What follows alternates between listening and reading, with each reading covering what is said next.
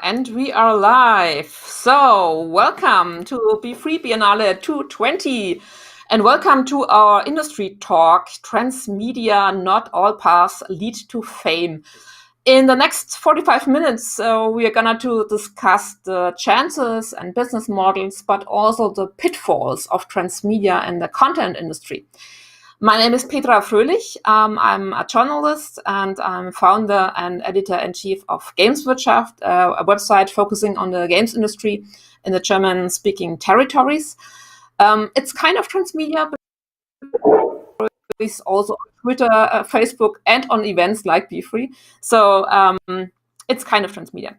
So I'm excited to welcome two great participants in our talk, two real experts with long year experience in the field of digital and media.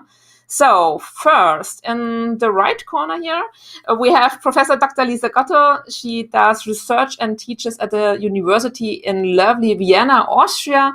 For 2 years now, she is professor for the theory of film at the Department of Theater, Film and Media Studies. Before that, she has been a professor for film history and analysis at the International Film School in Cologne, Germany, and also professor for media and game studies at the Cologne Game Lab at the University of Applied Science in Cologne. Everything correct? Yes. Excellent. Great to have you with us. And in the left corner, we have Thorsten Unger. He's the one who you would call a serial entrepreneur. He has founded and built a variety of companies, all in the media world. Today, he is Chief Executive Officer of the Wegesrand Group, with divisions and stakes in companies focusing on serious games and gamification. And 1 year ago, he took over the majority of the German game developer Linked Dimensions. And he is involved in the North Rhine-Westphalian Developer Association Games NRW. And he was also managing director of the Game Bundesverband for several years. And he also operates the Texentium, right? Texentium, yes. In Mönchengladbach, Germany, which is a networking space around the topic of digital society. So, welcome, Thorsten. So, we're happy to have you both with us in our talk. So, first of all, how are you doing on this challenging time? How has the year been so far for you personally? And what are you working at the moment on? And where? Let's start with Lisa. And where? In the digital realm, of course. Thank you, Petra. I'm doing great, and my research interest right now revolves around a debate that is concerned with the so-called post-cinema, which is a kind of complex and multi-layered term, but it means basically that we see moving images now on displays, on the screens, while walking, while shopping, in social media, and even in the cinema while we take out our cell phones to play a GIF, for example. So here the post means the dissolution of boundaries, the diffusive circulation of film that is no longer bound to the cinematic dispositive because its appearance and use have become too heterogeneous. So this is what interests me right now. I've been doing a book project on that topic. I'm also interested in film, games, and digital media culture on a whole. But this comes from a perspective as an educator. So I'm the kind of theory guy and not so much in the industry. Well, we have the practice guy. How are you doing, Thorsten? What are you working on at the moment? Yeah, a lot at the home office or in the office space and not traveling too much around, of course, because of the situation as it is. Currently, we are working a lot on museum projects using interactive technology to transport information. We are working on several new game projects right now, and we have recently we are about to launch a new transmedia format called Captain Hawk and the Pirates of the Caribbean. And this is what happens right now here in Mönchengladbach and Berlin, where we are, in Ludwigsburg, close to Stuttgart, where we are working from. Okay, so we will come back to Captain Hawk, your actual project, later in this talk. Excellent. So before we go into details, let's clarify what we are talking about today, because for those who are not that familiar with all the buzzwords, can you explain to our audience what transmedia actually means in contrast to cross-media, intermedia, multimedia? Who can bring some light into this?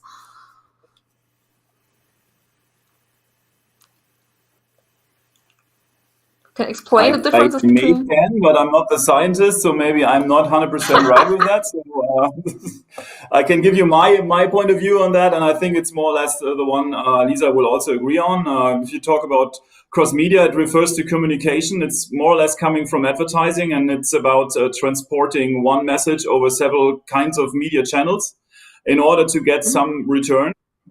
And that's, from my point of view, cross-media. And when it comes to transmedia, it's about a narrational concept where you are telling stories in a universe of different kind of medias. And this is, I think, more or less some kind of a narrative form. So there's a slight difference, I think. Yeah, I can second that. Excuse me. Go ahead, Lisa. Do you agree on that? I second that. While adding maybe that the longing for transmedia, meaning the opportunity or capability to transcend or expand through different media, is centuries old, of course. However, on a technological level, this kind of fusion only became possible through digitalization, while analog media were previously separated by their specific materiality. That means photography, film, radio, television. Digital media now connects and merges former specific elements of production, reception, and distribution. And with transmedia, I think we no longer tell just one story, we tell many stories. With transmedia storytelling, we place many different stories on different media channels.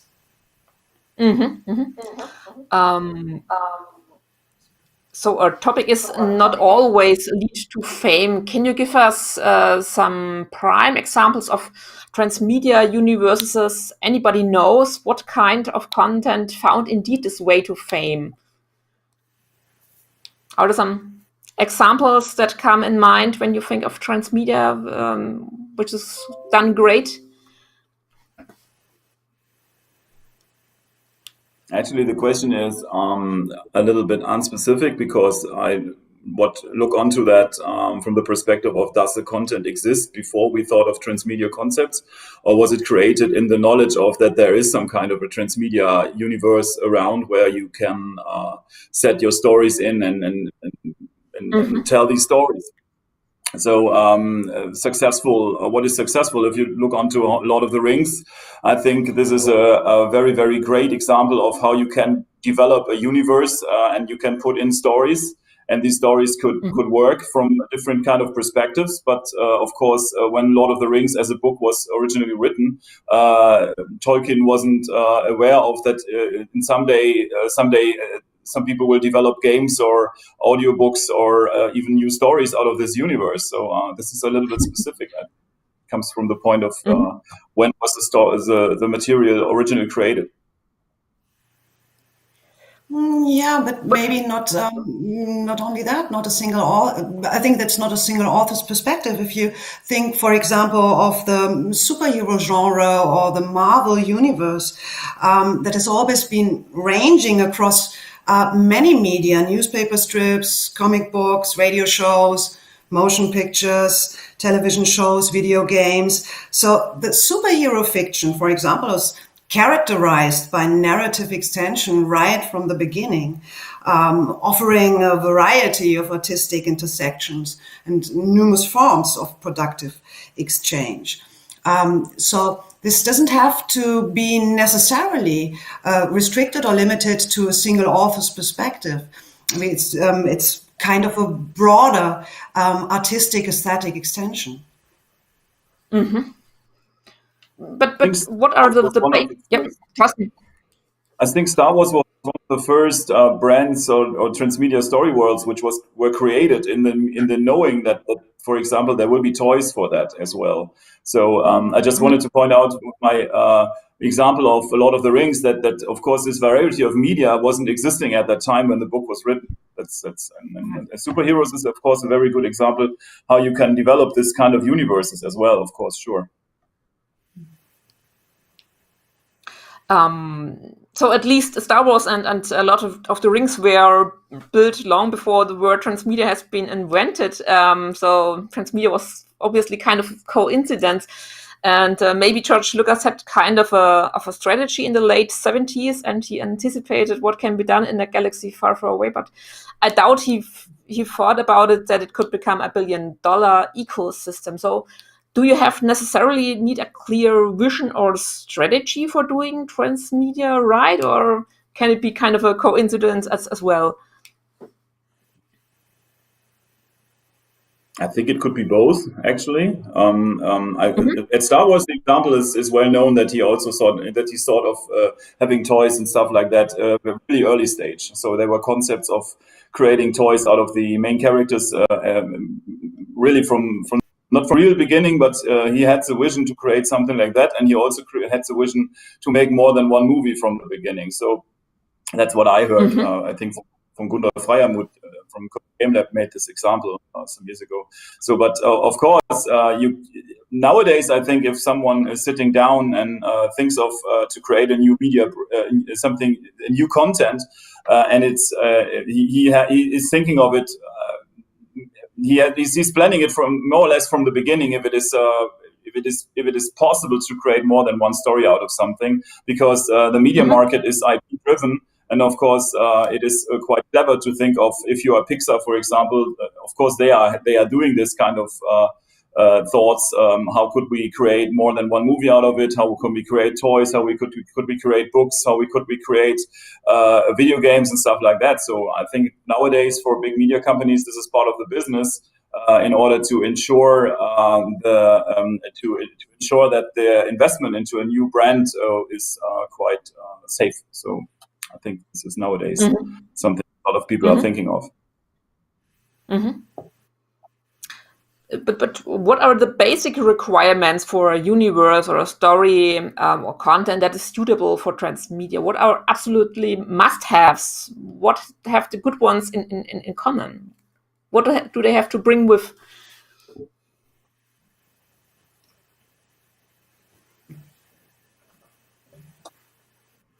What do I you think have? this is always. Sorry, Thorsten. No, move on. It's just sort of the silence. I break the silence in this moment. So move on, please. Okay. I think there are always some problems and some possibilities, and these have to do with media-specific affordances. So for me, the key question is, how do audience members actually engage with a medium when it's framed by built-in expectations from another medium? I think we should never forget that there are also media-specific qualities.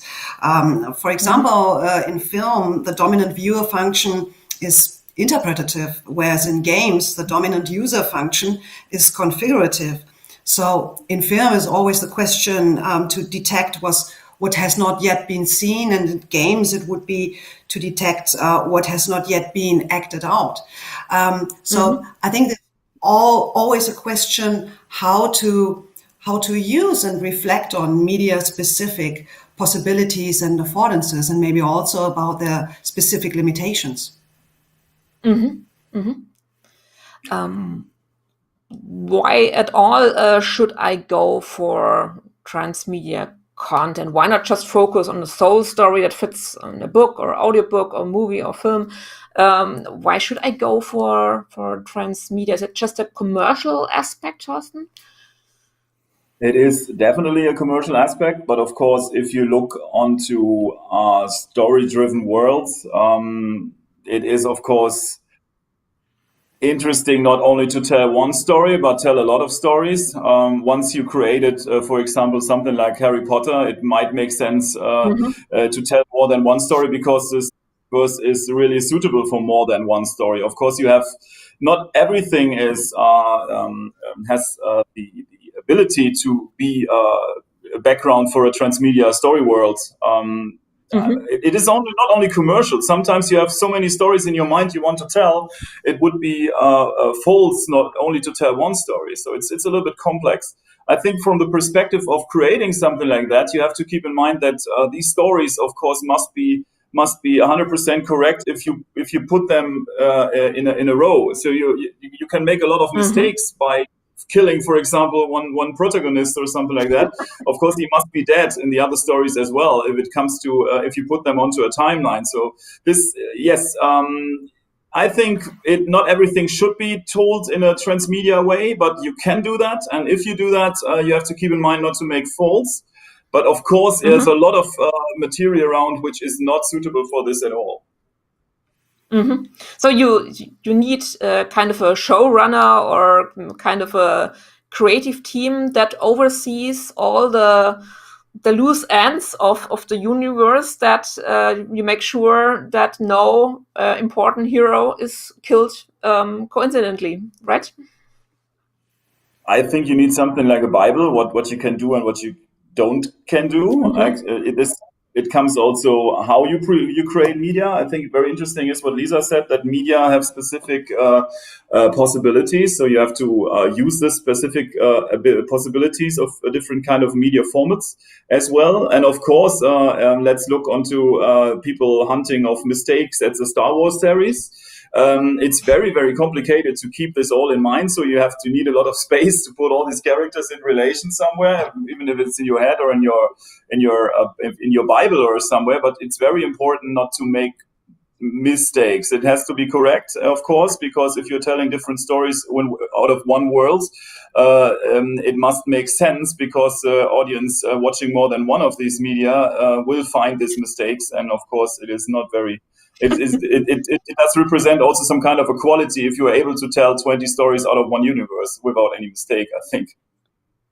Okay. So you both said that the content must fit to the media type. So obviously a good filmmaker is not necessarily a great games developer and vice versa. How can you make sure that you take advantage of each media form, be it TV, book, game, etc.? Do you need an army of experts, or how can you make sure that it fits in each media form?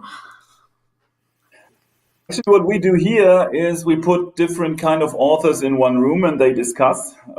When it comes to the specific media, and it's really true. We do something like writers rooms where we put in game designers and filmmakers and audio guys and also the illustrators, and they are thinking of this material from their perspective. But when it comes to the specific media, they have something in mind, like a guideline, like a Bible, what they can do and what not. But of course, they are the experts of their specific media format.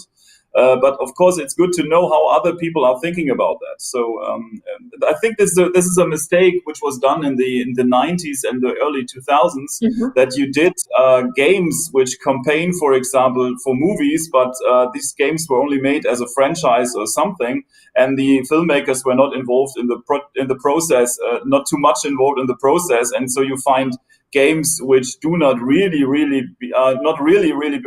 related to the movie, and you really feel that there are different people working on that, and this was not this did affect the quality as well. So, and this is done much better in the meantime. So if you look onto the new Star Wars games, the new Harry Potter games, these are very close with the movie makers, and as a result, these games are feeling really like interactive storytelling. For example, telling stories out of this Harry Potter universe, where the authors of the film would also agree that this is a story worth telling. And is it true that media companies, both large and small, nowadays are literally forced to think any new franchise or any new movie as a transmedia project? Or can you say, don't care about entry points and all that stuff? Here's my book, here's my movie, and that's it. The story I want to tell is told. The hero succeeds, the bad guy is dead. Deal with it. Or do you have to think every new major franchise right from the beginning as transmedia? What do you think?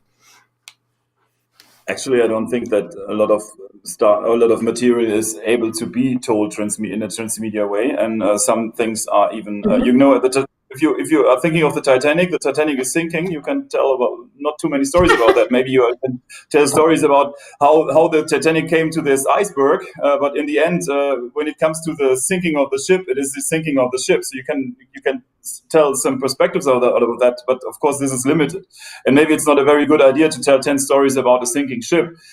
So this is of course the truth that not everything should be told as a transmedia story, and I really love to have also independent media formats in the future as well. But if you look onto the market, for example, in the games market, where I'm quite familiar with, it is a very, very IP-driven business. So you are looking on. If you look onto that, you see a lot of sequels. You see a lot of games in the same universe.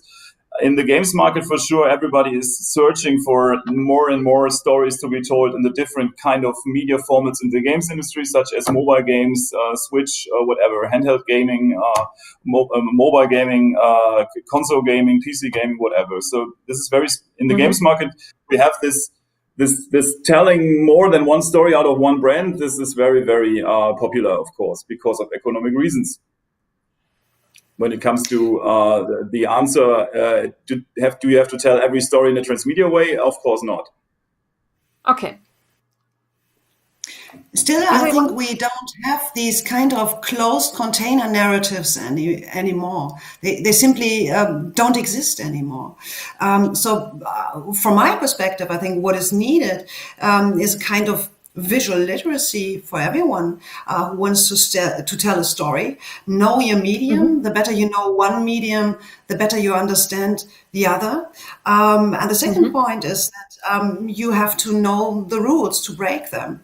So study your media closely, reflect on its specific possibilities and limitations, and think about how aesthetic forms evolve. How do they become stable, and how can these forms, these kind of rules or conventions, then be altered in order to get an idea, to be inspired by new forms of storytelling. You have to study the old forms, and out of that, you can find new paths through story universes. But for storytelling, I think, and even for the Titanic, a ship will come and a ship will be sinking. Still, I think you can even make fun of it. You can always retell the story. You can tell it from a different cabin's point of view. You could tell a whole lot of possible stories. And I'm quite sure that these stories will be told in the future. There is not only one Titanic narrative, and the big movie success is actually a kind of good example for that, because this story had been told over and over decades ago. So that was not a new idea to retell the story, but how do you do it? This kind of a kind of digital aesthetics that hasn't been seen before. So it was a kind of new story, and still I think every story universe can always be expanded in the digital realm. And I think that these kind of closed narratives that had been dominant in the kind of traditional cinematic storytelling, that these simply don't exist anymore. So, Lisa, you have the academic view. Does the current generation of filmmakers, screenwriters, game designers, etc., learn about the do's and don'ts of transmedia nowadays? Is it part of education? Yeah, we try to get them reflect on media specific qualities, possibilities, and limitations. And sometimes this works, and sometimes it doesn't, of course. But it is kind of a media theory, media history, of course. That's why I pointed to this kind of transmedia tradition, or let's say the yearning for transmedia, or the wish for transmedia is not a new one, but the possibilities on a technological level have changed. So this is always a good starting point to connect these kind of specific media qualities to and also to make students to make them reflect on these specific qualities. Okay. So, Torsten, you have already mentioned Captain Hook, and before you tell us more about that, I think we have a short trailer to get a picture. What are you working on? And this would be a perfect opportunity to show the trailer. Do we have it? So it should have audio, but We can sing along. So what is maybe I can give you some commentary on that. So we created a world, a Caribbean world where animals are confronted with environmental change, about climate change, and then also people who do not care too much about the environment, and these little characters have to deal with that. We are talking. We created something that there is a pirate, a dead pirate ghost, a ghost of a pirate, which is containing these three animals. And these animals can see naturally ghosts, and these ghosts do represent the change on that island. And these characters are confronted with several problems which are related to this kind of problem. These small characters have to deal with the situation, and they are empowered how to change these things. And this is about environmental protection, and this is about that kids should really watch the environment, and it's about that they can change something when they understand what's going on. So we sort of making something which empowers young people that they should understand what's up around them, and that they can change something. So it's more or less a little bit of Friday for Future in pets, something like that. So an important message to the obviously young viewers. It's a young target group, right? It's 6 to 10 years old, yes. And we don't want to do finger tipping, so we put it into stories where something happens which is related to climate change or environmental protection. But it's of course not only about finger tipping and these are the bad guys, these are the good guys. It's more about there's something we must change, and let's deal with it. And we can do something together. That's about Captain Hook.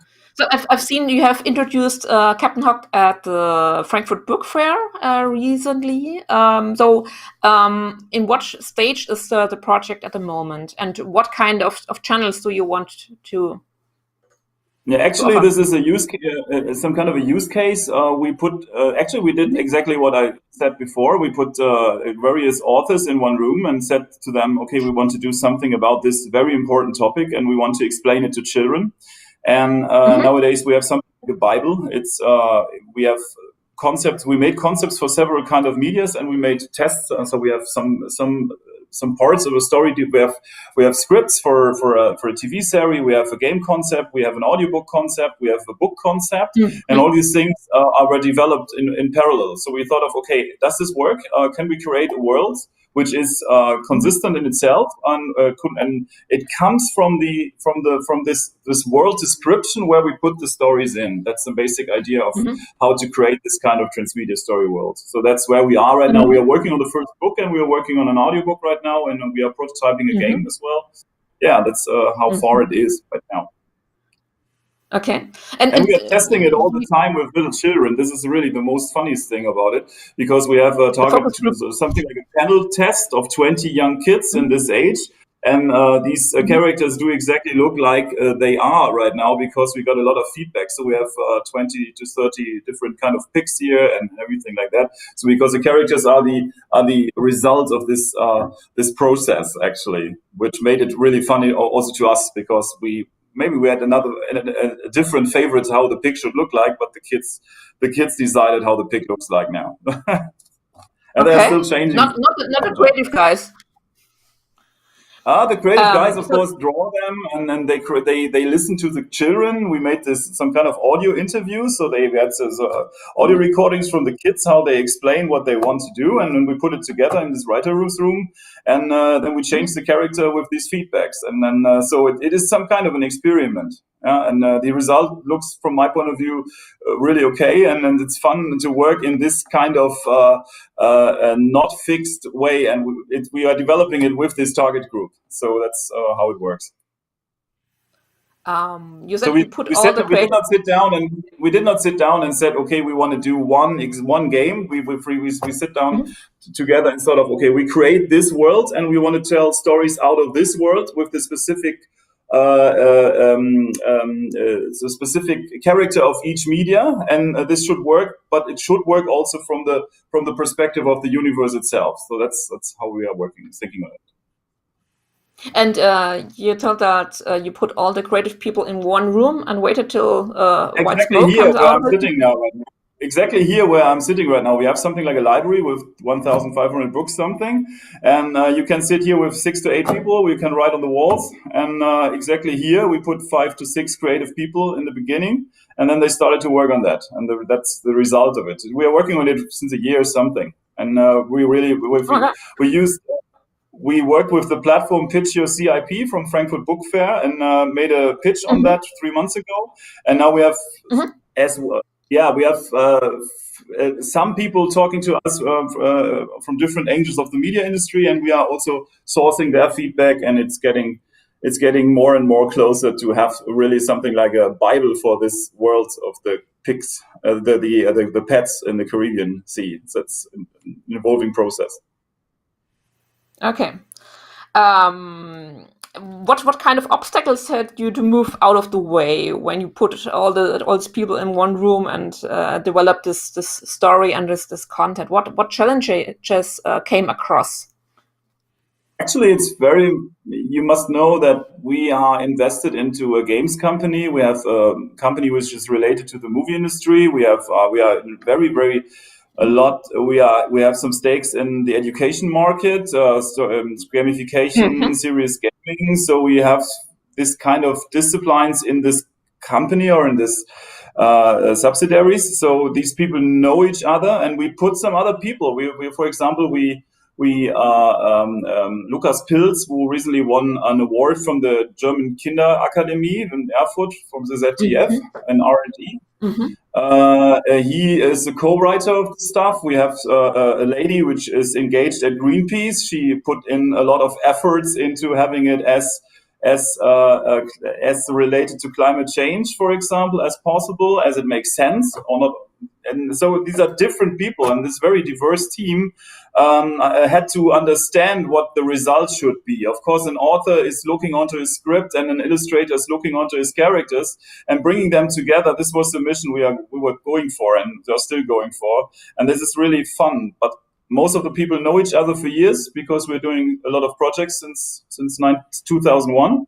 So that was not the challenge was not to put these people into one room and they beat each other because they do not understand anything. But the challenge was to enlarge this team with specific people coming from the movie industry and coming from audiobooks, for example, which is a challenge actually, because it's not that easy to adapt a script for TV onto an audiobook. You think it's easy, but in detail, it's a challenge. Okay, so in this case, we have kids entertainment, family entertainment. In preparation of this talk, I found that it's often fantasy or superheroes or science fiction So the stuff called pop culture, when we talk about transmedia, is it limited to this kind of stuff because you're not limited to the real world, or can you think of topics to show the real world? Lisa, what do you think? Is it just the pop culture thing? Yeah, maybe there are some examples that in a way incorporate or implement elements of the real world. Think of Death Stranding, for example, which was called a social strand game, meaning maybe the implementation of social media elements and dynamics. So in a way, Death Stranding expands the idea of social gaming in that during the game, players experience connections and support from other players that they themselves do not see. So in a way, the Stranding feels like at least 3 games in one, or maybe 2 games and a movie in one. It's a kind of strange mixture of a wholly unique open world adventure with asynchronous cooperative multiplayer structures. And sometimes, at least for me, it feels like an advanced walking simulator, because that is what you do actually most of the time. And sometimes it feels like a very long, confusing, and deeply strange movie. Asking about elements of the real world, well, some critics said that Death Stranding implemented elements that resembled the COVID-19 pandemic.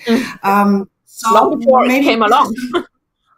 Yeah, so maybe this is a possibility to reflect on elements of the real world, not necessarily to make a specific kind of narrative out of it, but to reflect on them. Okay. Thorsten, do you agree it's possible to bring real world elements into this transmedia project? You have the message in here with Captain Hawk, protect the environment. Yeah, of course. Of course, fantasy does make a lot of things more easy. Look onto the superhero thing. Sometimes I think if the scriptwriter has no idea at all, he's just beaming someone to somewhere, how to solve a situation where the characters are in. But of course, yes, I think of course it is possible to create stories like this into a real world scenario. It's not bound to fantasy or something. About environmental protection, of course, we are playing a lot with pictures and also symbols and stuff like that, which is much more easy doing it in an animated cartoon style than in reality. Also because we do not want to confront this target group with the reality in a way that you really see. It's much more complicated to tell stories about climate change in a real world scenario. If it comes to that, look at Al Gore's documentary. It's of course you can do that, but it's more complicated than using a toon style. Reality transmedia storytelling, of course, is something like James Bond or something. This is reality. The Titanic thing, I look onto that and what Lisa said, of course you can tell a lot of stories, and this is what the Titanic movie from Cameron, of course, did, because these are fictionally stories. It's not about the sinking ship. It's about the love story of the two people. Yeah, of course you can do that for sure. Fantasy does make a lot of things easier, I think, from the storytelling perspective. So and I've learned that maybe as well. From the visual aspect, of course, this fantasy thing is of course more impressive. That's of course something. Yeah, you can easily manipulate them. This is why Disney was so concerned with characters that live in cartoonish worlds, because you can always easily manipulate them. While we are now in the digital age, of course, you can even more easily manipulate your characters. You can redraw them. You can transform them, and this is also something that is true for the superhero genre. They all of them are shapeshifters in a way. I've learned that transmedia is closely connected to digital media, but nowadays we have social media. How important is the interaction with the audience? Is it crucial for success to have a kind of a two-way communication between creator and the audience to develop new content? I think there are a lot of potentials in that. We are now working on 2 new game titles at Link Dimensions, actually, and we will involve the target group from the beginning because we think of that makes totally sense. They will see artwork which is not in the game yet. They will see very, very early stage a lot of material from the upcoming project. And this is, of course, how indie developers are working in general. They are building a community in front by really reporting the development process to that target group. And I think this is elementary, especially for independent media creators to use social media as a very, very important aspect. And when it comes to story development out of the community, look onto this Lovecraft universe, the Cthulhu and stuff like that. This is all created by the community itself. And there are some people watching that they keep the rules. This is an interesting approach, of course, how to empower the community to tell the stories to tell the stories and give you the information how the stories should be told. That makes totally sense from my point of view. Okay. Yeah. In your project, I think this was already implemented because it seems to be a collaborative process from the beginning, and I really like the idea to include children into the developing process. So you get this kind of feedback right from the beginning, and I think it enhances what comes out of it. Yeah, we are working a lot on user-generated gaming right now here. We are working on editors that everybody can create their games on their own. That's because we are doing a lot of educational stuff, and the educators, the teachers and stuff, they want to create their own games. So we are very, very deep in this sourcing idea, how to adopt the knowledge of other people and bring them into the product. So you give them tools how to impress that.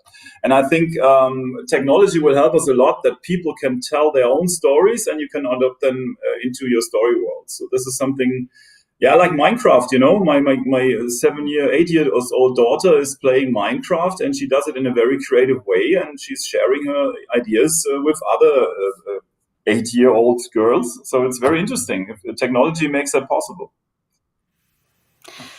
So, with regard of time, time flies. Our 45 minutes are already over, and I've been told to finish in time. I've noted to call James Cameron about the iceberg and the Titanic to develop a story, what happened before and what happened to the iceberg. There are lots of stories not told. So thank you both for your time and all the insights you share with us. Thanks to our audience for your interest. And please enjoy all the other talks and events at Be3 Biennale has to offer in the next couple of days. And most important, stay safe, stay healthy. Thank you very much for joining us. Thank you.